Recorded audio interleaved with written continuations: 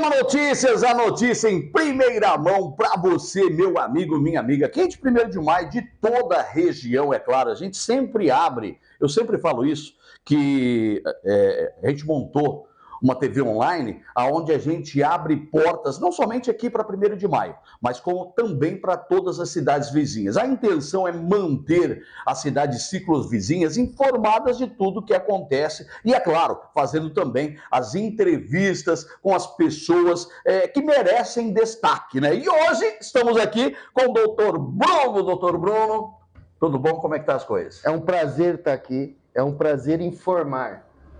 Obrigado pela oportunidade, pelo espaço. Doutor Bruno, para quem não sabe, ele é filho do doutor João Eudes, né, que é ex-prefeito de Alvorada do Sul, e que é o famoso DJ, né? Isso mesmo. É o homem do sapato branco. O homem do sapato branco. Era o médico 24 horas. E conta pra gente, hoje você está retornando às suas raízes, é isso? A gente nunca deixa a raiz. Nunca. A raiz, como diz, né? Ela é a base de tudo. Eu, por exemplo, né? Só para fazer um comparativo de história, que a gente conversou em off, e a sua história é muito parecida, inclusive, com a minha. Sim. Porque eu saí daqui com 15 anos de idade, né? E o meu sonho, na realidade, o meu grande sonho era voltar para cá, para 1º de maio. E no caso teu, né? Você terminou os seus estudos básicos e aí se formou. Conta um pouquinho dessa história pra gente. É que, como eu falei, a minha raiz, onde eu nasci, onde eu criei, aonde eu tenho minhas amizades de infância, que são as amizades mais verdadeiras, mais puras e sinceras. Onde você brincava de burquinho. Onde a gente andava de bicicleta, quantos tombos de bicicleta em Alvorada. Quantas vezes o pai teve que me costurar o queixo.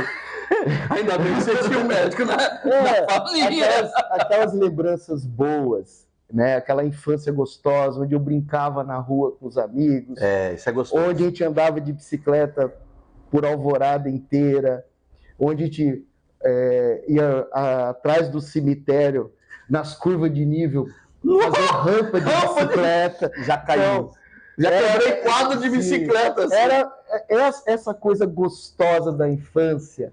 Isso não tem como, isso afaga o coração da gente. Isso é verdade. Então a gente tem um momento da nossa vida onde a gente tem que progredir profissionalmente. Sim, sem dúvida. Onde eu fui fazer a minha faculdade, aí é uma história de desafio bem interessante.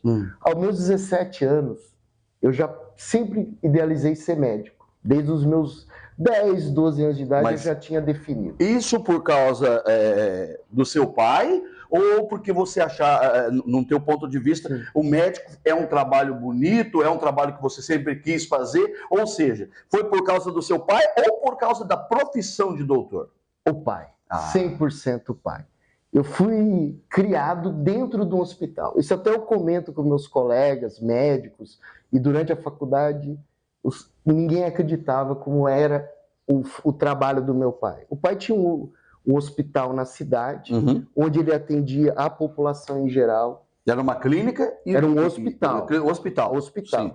Onde o pai fazia a anestesia, ele fazia o parto, ele cuidava da criança, ele internava as pessoas, ele era o clínico, ele era o ortopedista, ele era o cirurgião geral. Resumindo, ele era padre, ele era conselheiro, ele era psicólogo. Seu pai era técnico, massagista, atacante, tudo isso. Então, assim, eu fui criado desse ambiente. Até a gente estava conversando em off. Sim, sim. E é uma coisa assim que hoje na medicina moderna a gente não consegue imaginar isso. O que eu vivia 30, 40 anos atrás com o pai. A casa nossa era conjugada ao hospital. Ficava junto? E o hospital, à noite, fechava-se as portas, tinha uma campainha na frente do hospital. Porque o povo não tem hora para ficar doente. Não tem hora. Não tem hora. E os mais antigos de Alvorada vão lembrar isso. As famílias vão ter essa nostalgia. Então, adoecia alguém de noite, de madrugada, tocava-se a campainha. Eu lembro até no cantinho da porta azul, a porta grande de madeira, tocava a campainha, e essa campainha era interligada dentro de casa. E tocava no quarto. Então o pai não tinha sossego. O pai não tinha sossego. Ele era médico 24 horas, 365 dias do ano. E eu lembro, o pai de madrugada, tudo acordava, ia lá atender. Então eu acordava junto, e escutava o barulho da campainha.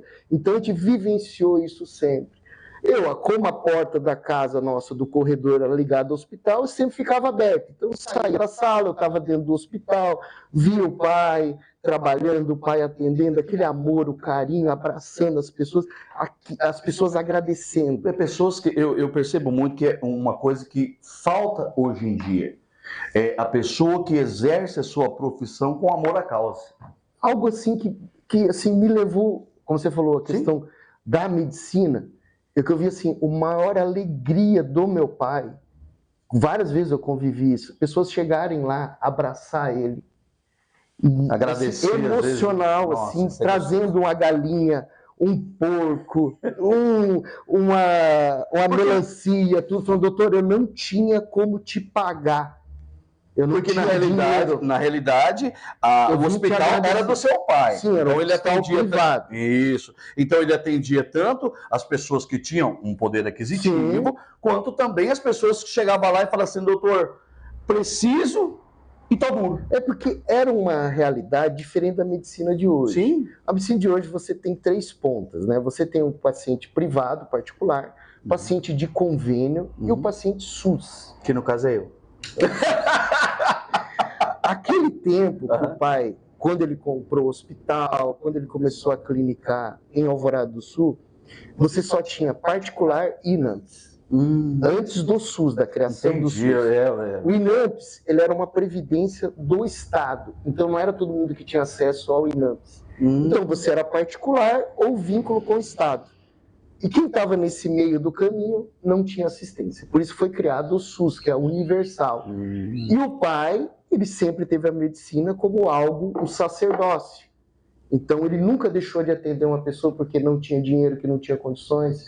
Então isso eu escutava muito. Como uma cidade pequena, o contato é direto, 24 horas com a população, com o seu paciente. Então as pessoas vinham agradecer, doutor, você cuidou da minha criança, cuidou do meu pai, você foi lá visitar meu pai, foi lá tratar ele, eu trouxe aqui, o senhor internou. Nasceu o filho, fez o parto. E o senhor não cobrou, a gente não tinha dinheiro, depois falou, quando puder, pague. Então eu fui criado nesse ambiente. Então a medicina, para mim, ela tem essa questão do cuidar da pessoa, cuidar do ser humano. Isso é importante. E eu fui criado com o pai sempre assim, a questão do cuidado, do tato com as pessoas, esse é o maior valor. Esse é o maior ganho. Eu gosto muito de falar, principalmente, da gente fazer, como você mesmo disse, como o doutor, aliás, mesmo disse, essa nostalgia. Principalmente de pessoas que fizeram nome, mas e realmente são pessoas que fizeram por onde e que merecem uma homenagem. Por exemplo, na época do teu pai, quando ele era prefeito, eu fiquei sabendo as más línguas, é o Google. Hoje tem Google, né? Ele sabe tudo. Não, na medicina, a gente diz que os pacientes chegam pra gente, eles falam assim, doutor, meu diagnóstico, eu tenho isso. A gente pensa assim, meu Deus, pra que eu me formei? Eu fui consultar com o doutor Google. A pessoa já chega com diagnóstico, com tratamento, tudo, vem confirmar com a gente. E é erradíssimo. Mas isso, vamos dizer, é a tecnologia hoje, né? Que às vezes ela vai ter informações boas e informações ruins. Cabe ao profissional orientar e filtrar as informações. E já vamos dizer aqui a população, no modo geral, aproveitando que o doutor está aqui, de que para vocês não tomar remédio, jamais. Pelo amor de Deus, porque às vezes, né? E como eu chego assim, a minha área de atuação, muitos pacientes já chegam, como eu falei, já pesquisando sintomas, já chega com diagnóstico. Para você fazer isso, doutor. Então assim, vai no médico, qualquer sintoma. E em relação à minha profissão, você perguntou, então assim, a minha infância, adolescência, tudo em Alvorada do Sul, onde eu conheci meus amigos, estudei em Porecatu, que é uma cidade vizinha de Alvorada, né? Por quê?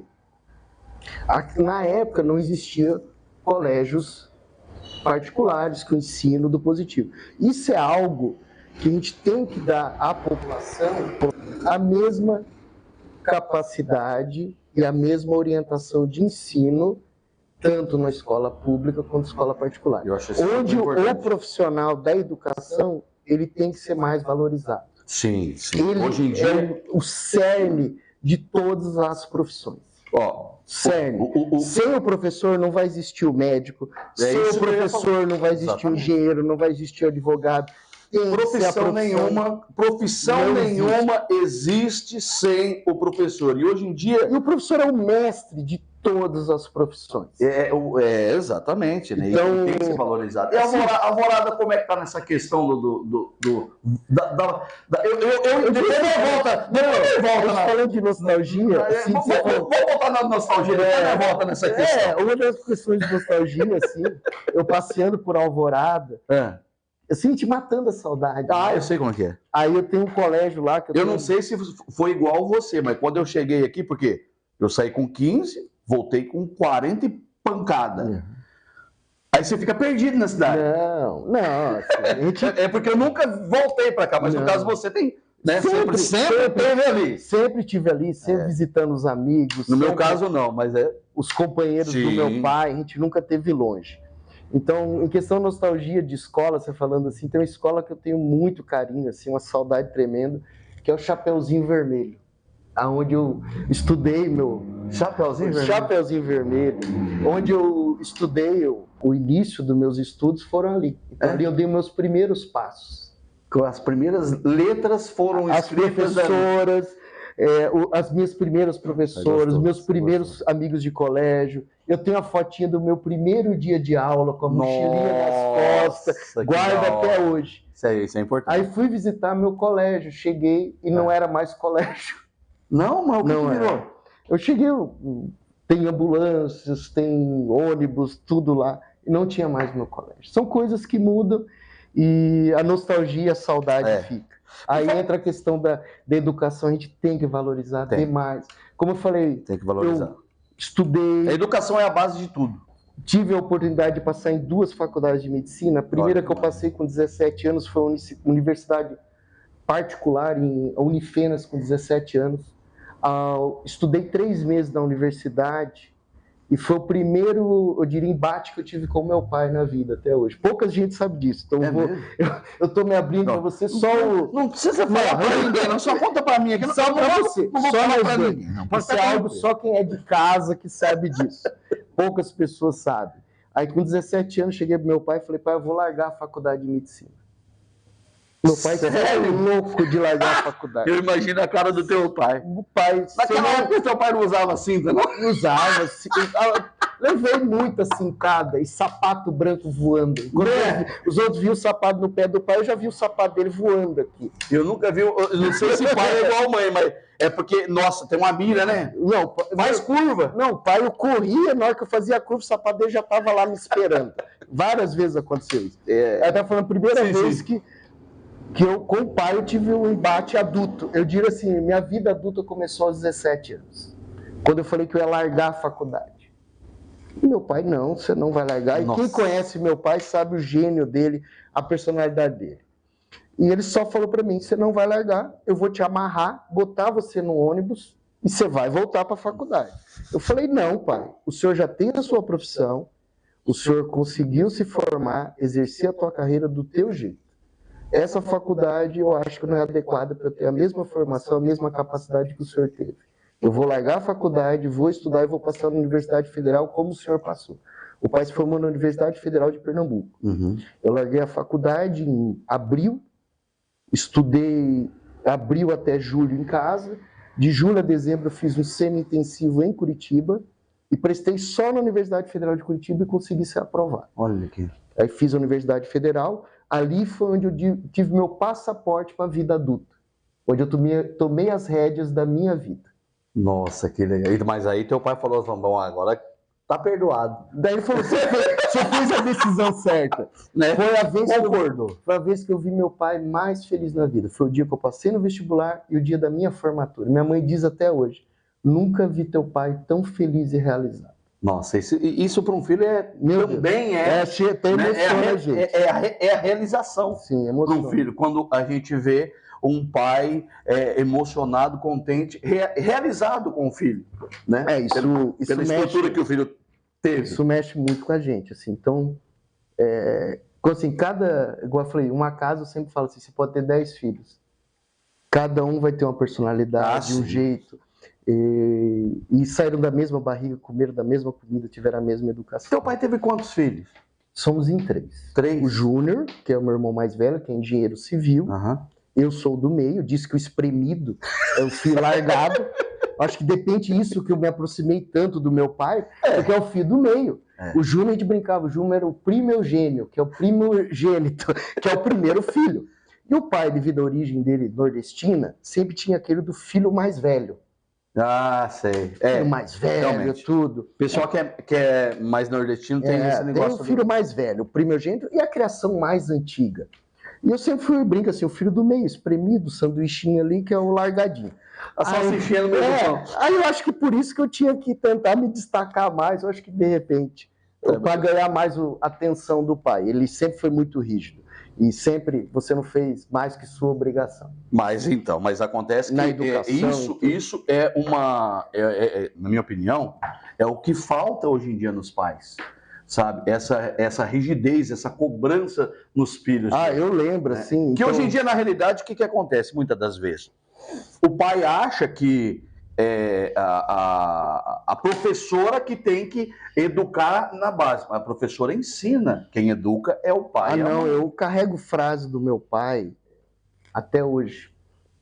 Que eu lembro assim, eu sempre gostei de estudar. Isso como eu falei, são 3 filhos, cada um com a personalidade diferente. Eu sempre gostei de estudar, de me dedicar aos estudos. Então, você era o CDF, eu não consegui não dizer essa palavra. E sempre fui focado na questão estudo. Então eu chegava pro pai lá, pai, tal, mostrava o diploma para ele lá, pai, as notinhas, o pai falava assim, filho, você trabalha? Eu, não, pai, teu trabalho é o estudo.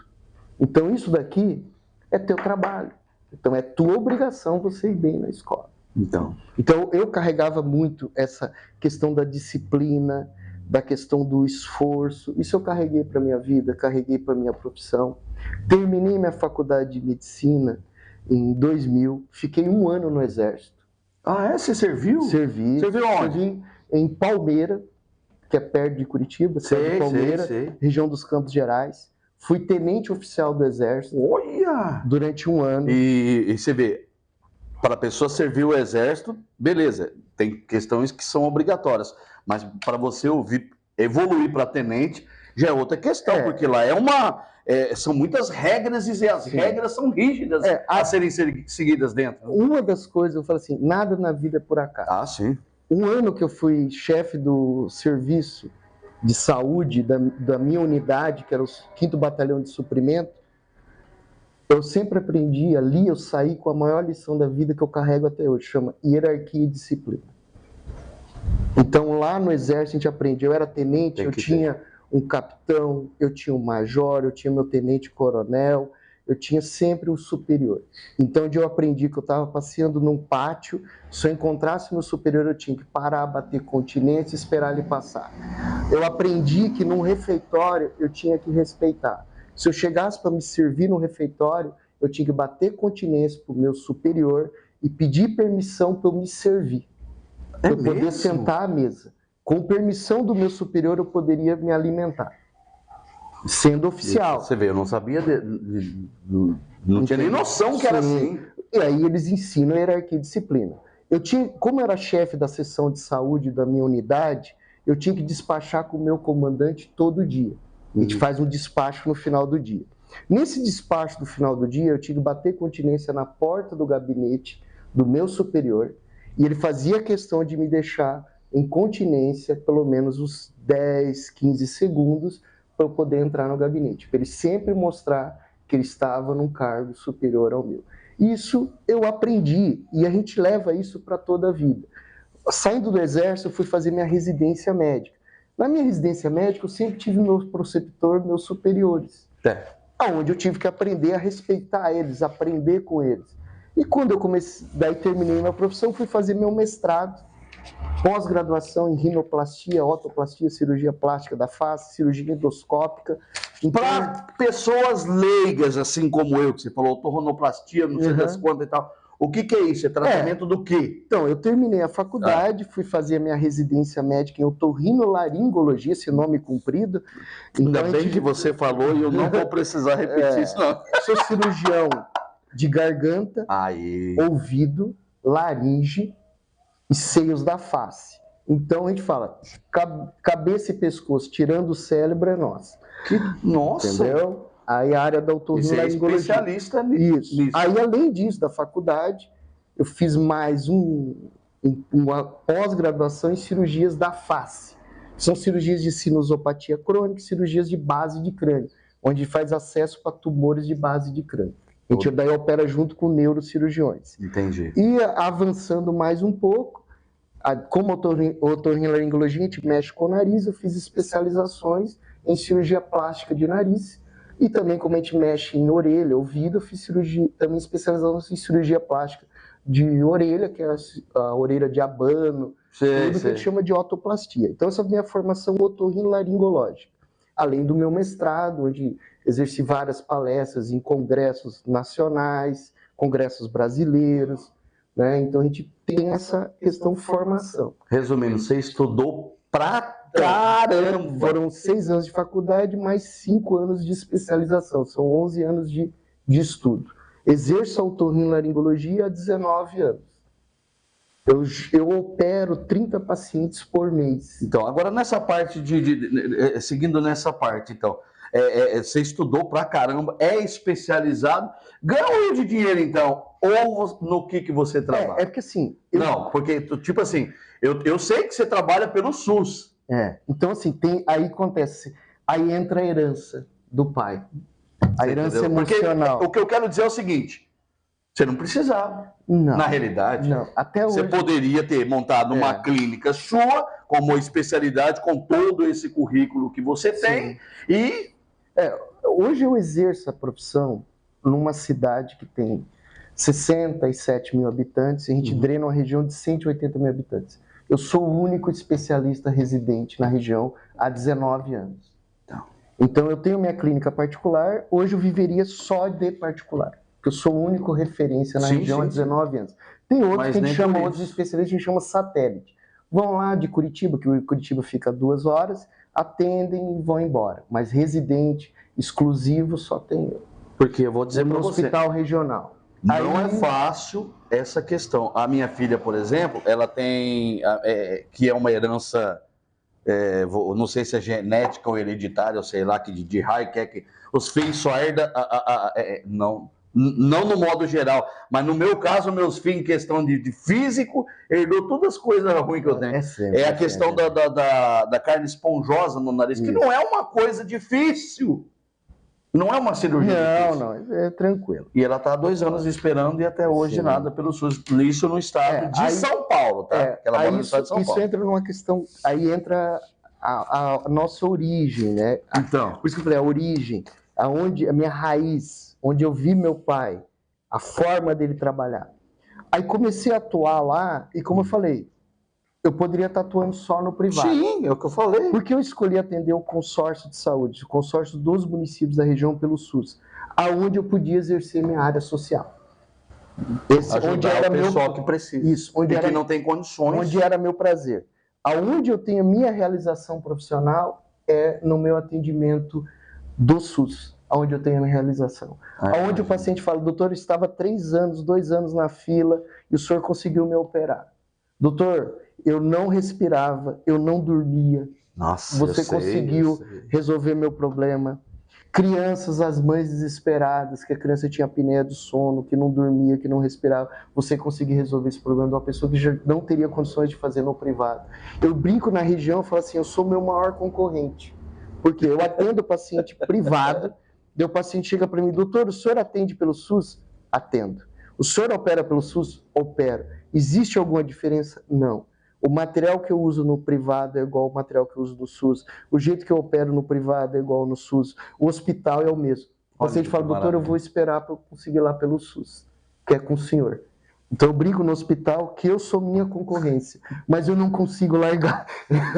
É meu amor, é minha paixão. É onde eu realizo na profissão. Sim, sim. E dentro disso, você falando dessas dificuldades, a gente tinha uma grande dificuldade disso, de fila de espera no consórcio de saúde. Eu fui pioneiro lá na região dessa questão de atendimento cirúrgico. Como? Eu fui diretor clínico da Santa Casa, que é o hospital regional lá, durante 13 anos. Sim. E nesse período, as filas de espera eram gigantes, porque todas as cirurgias eram centralizadas pelo Estado em Ponta Grossa ou Curitiba. Nossa. E a gente tendo todos os especialistas na região, ortopedista, urologista, cirurgiões gerais, otorrino, vascular, todos nesse hospital regional, só que era um absurdo que só centralizava na capital. E que na capital centralizava essa parte, todo o resto. Todo o Paraná. E sempre tinha uma defasagem. Na época do governo do Requião, o secretário de saúde do estado, Gilberto Martins, era muito amigo, você vê assim, nada é por acaso. Verdade. Amigo pessoal do meu pai. Eu fui para o Gilberto, conversei com ele. Gilberto, a gente tem a estrutura, que era o hospital, Sim. A gente tem o centro cirúrgico, tem os profissionais e tinha o espaço físico. Tinha acabado de inaugurar uma nova ala do hospital, o centro cirúrgico, com 4 salas embaixo, que o hospital não sabia como ia ocupar. Aquela história, valorização do profissional. O poder público, se hoje um político for lá e falar assim, eu quero construir um hospital, tem verba para o hospital, tem verba para inaugurar. Agora não tem verba para subsidiar o atendimento. Aqui a manutenção diária. A manutenção, que é o médico, que é o enfermeiro, que é o técnico de enfermagem, que é a valorização do profissional. Entendi. Então, o hospital sempre tinha dificuldade desse chama verba de custeio. Fomos na Secretaria de Saúde do Estado, conseguimos fazer um convênio entre os municípios, 9 municípios, onde os municípios bancariam 50% do atendimento e o Estado entraria com 50%. Foi o primeiro centro de especialidade cirúrgica do interior. Foi piloto, que nós criamos lá na cidade. Isso graças ao nosso secretário de saúde, Gilberto Martins. Através de mim, foi a ideia que a gente teve. Você, do seu grupo, e do teu pai que me deu o conhecimento, o clique, né? Lá. Tipo assim, ele tinha o contato com o cara. Sim.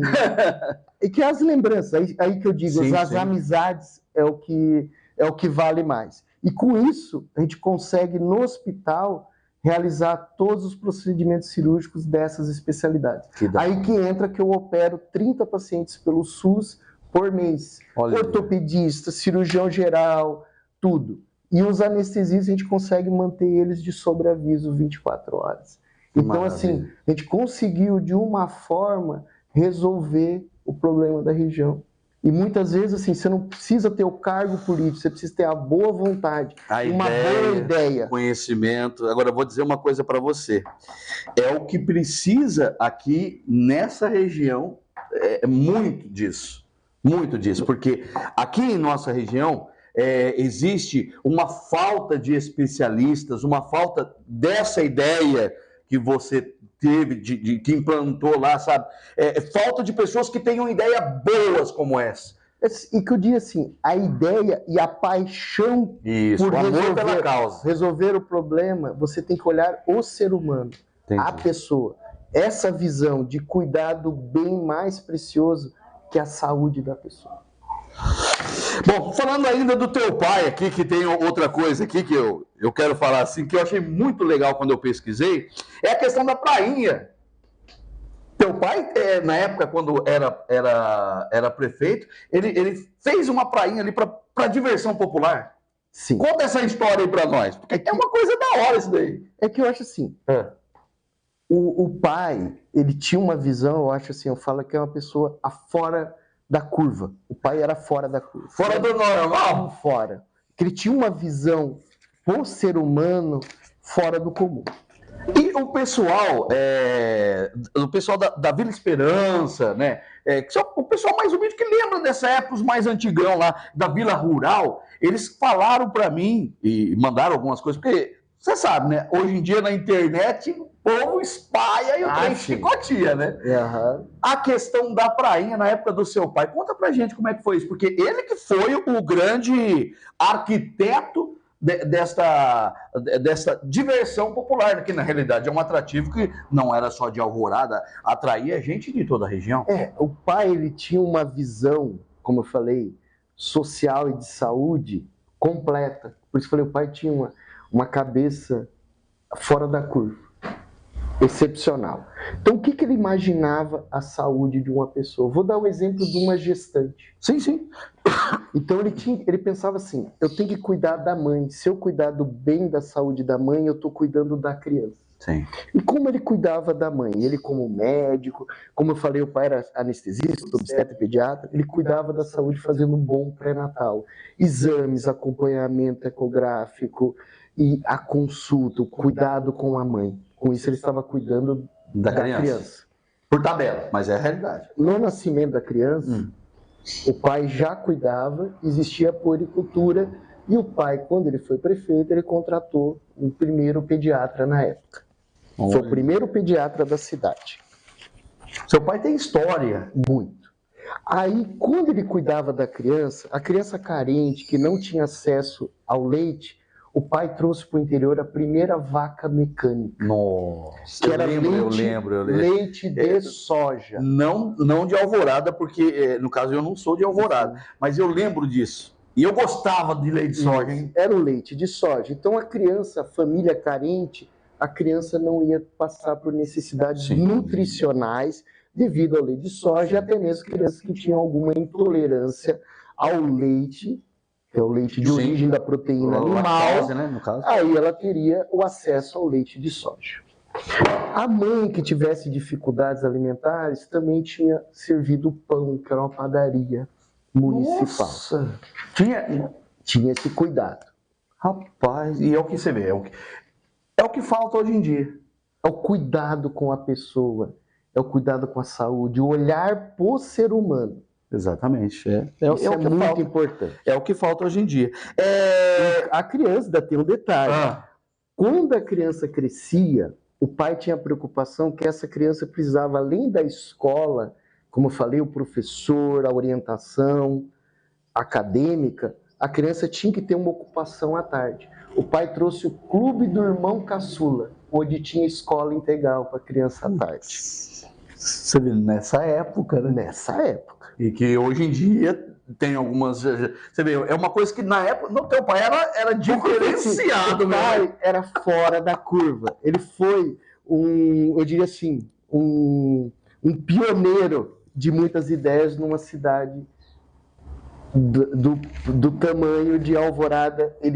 Projetos sociais que hoje a gente vê, até em governos federais, na forma dele, ele já fazia. A visão dele do social com a pessoa. Aí que se entrou em relação à prainha, quando você falou o pessoal da Esperança, da Vila Rural, vai lembrar. Isso. Porque lazer é saúde. Lógico. A felicidade, aquele cara que trabalha a semana inteira, soa, transpira, cabeça tá cheia, aí a saúde mental. A gente precisa ter o lazer. Sim. Então a gente tem que cuidar da saúde física e cuidar do lazer do ser humano, que é aqui. Você tem que ter aquele momento com a família, momento de lazer, descontração. Aí a prainha era também os mais carentes. Você vê, uma coisa... Onde ele tinha acesso através de ônibus. Tinha um ônibus que levava as pessoas para se divertir. Eu adorava.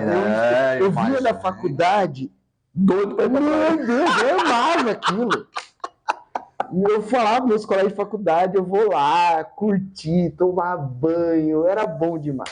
Então, você vê, hoje em dia é muito interessante essa parte, e você ter essa visão do social e também da diversão que a população necessita. Isso é importante. Hoje, o que os prefeitos, na sua grande maioria, pensam? A diversão.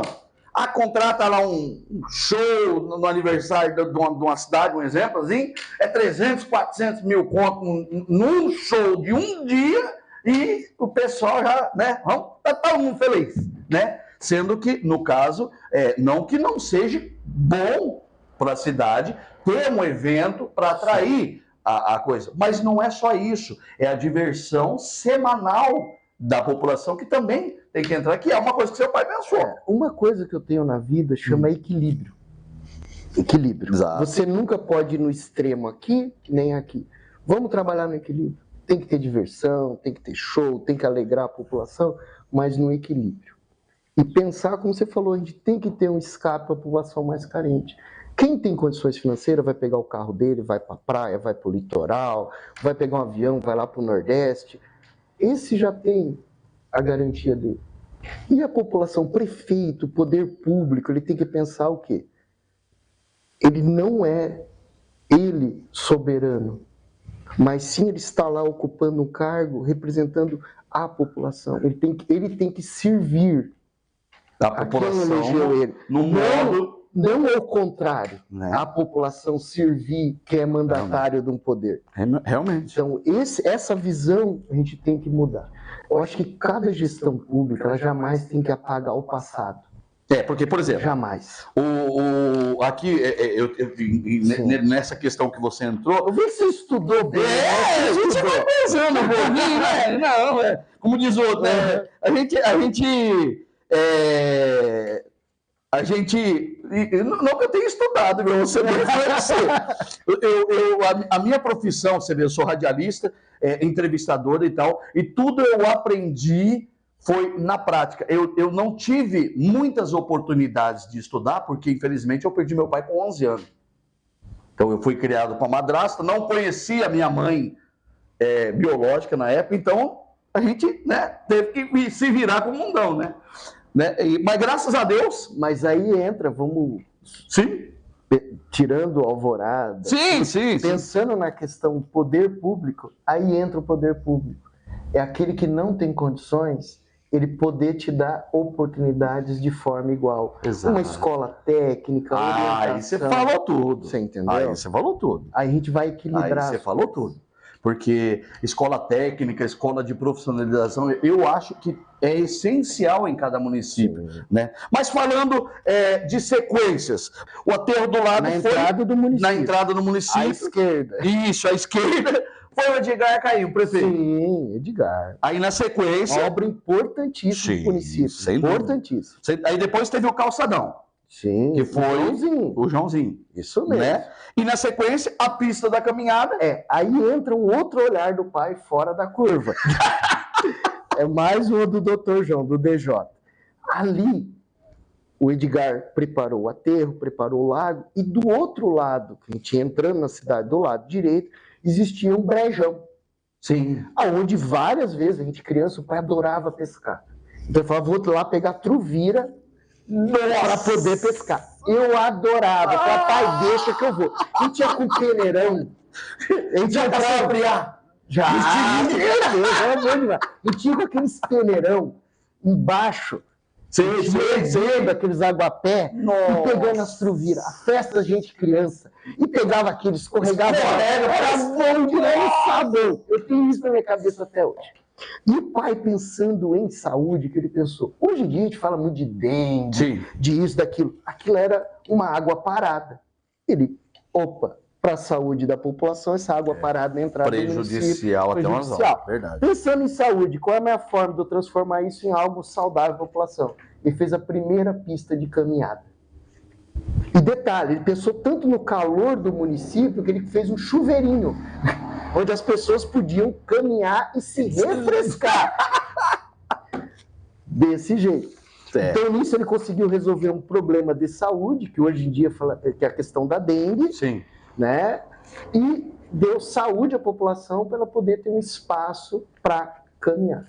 Por isso que a gente tem que pegar essa linha de continuidade. Sim. O município, ele é hoje, não graças a um prefeito, a uma administração. Ela é uma sequência. Cada administrador vai fazer a sua contribuição. Então, ninguém sozinho consegue estruturar e progredir o município. Como você falou lá, o Edgar veio, preparou. É uma sequência. Uma sequência. Veio o Adécio, tem o José Catelli, o Joãozinho, o pai. Cada um fez a sua contribuição. E Tanto que o José Catelli, ele preparou o município para quando o pai assumisse, o pai pôde fazer o primeiro recap em todo o município, sem ter custeio nenhum à população. Olha que maravilha. Então você vê assim, cada um dando continuidade, o município cresce. Jamais apagar a memória do município. Cada administrador tem a sua importância. A memória é muito importante. Então, cada obra de cada prefeito que realizou isso tem que ser homenageado, tem que ser valorizado. Jamais destruir ou mudar uma obra de um prefeito anterior por benefício próprio, achando que um ou outro administrador, ele é soberano, ele é mais ou menos que outro. Por isso que é importantíssimo, é fundamental a alternância de poder. Isso é saudável. Com certeza. Em qualquer lugar do mundo. Com certeza. Porque cada pessoa tem uma ideia, um jeito de agir diferente do outro. E se completam. Você viu falando, cada administração, um completa o outro. A partir do momento que você fique muito tempo em algum lugar, você cria vícios. Verdade. Vícios de linguagem, vícios de agir, vícios de executar. Uma renovação, ideias novas, ela é necessária, ela é importante. E a população tem o poder de decidir se essa renovação foi adequada, beleza, vamos dar continuidade. Se não foi, em 4 anos, muda tudo de novo. Exato. Exato. Isso o povo tem que exercer o poder dele, o poder de decisão. Como eu falei, o povo não pode trabalhar o administrador, mas sim o administrador trabalhar para a população, porque ela tem o poder de decisão. Você falando na questão de voto, vou abrir só um comentário aqui na questão da compra de voto. Né? Isso daqui, eu nem vou falar você que está falando, não. Isso daqui é uma coisa que eu vou falar, que eu já falei isso em outras reportagens, mas vou voltar a repetir aqui.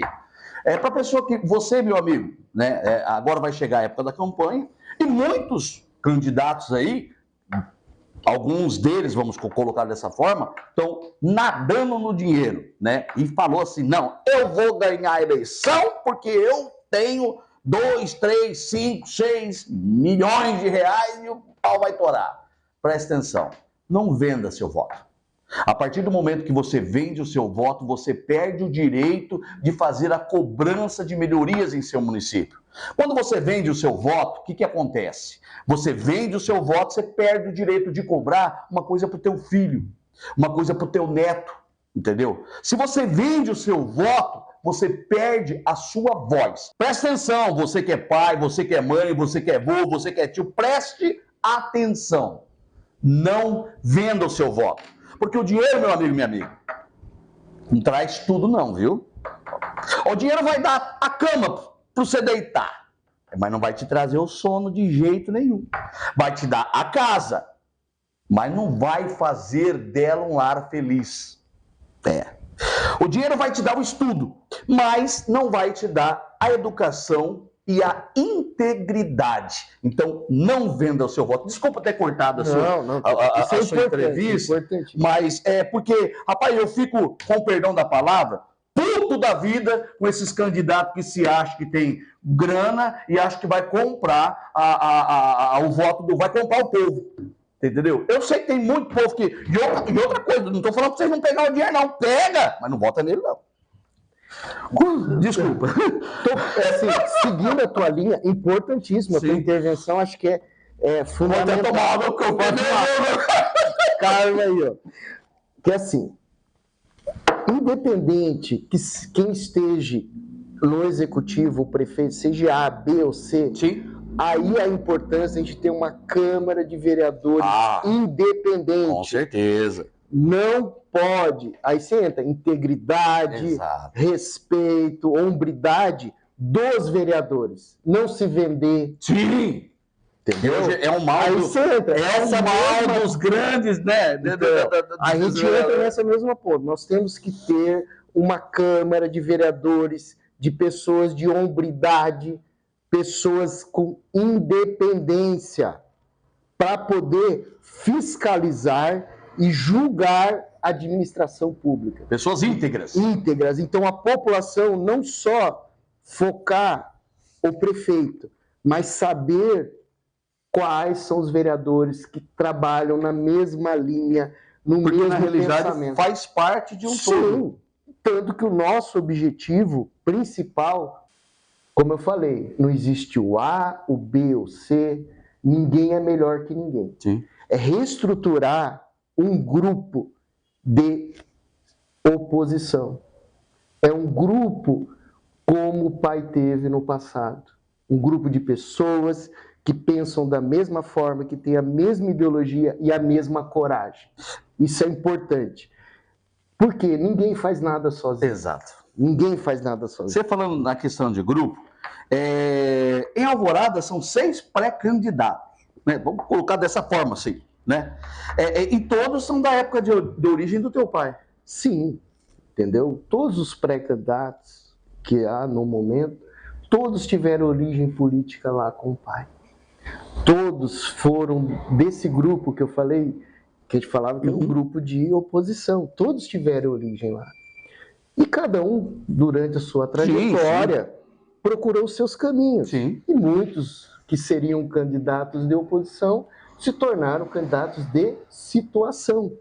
Não são mais oposição. Por isso que nós estamos reestruturando e montando esse grupo para a população. Ela precisa ter o direito de escolha. Exato. Isso tem que partir da população.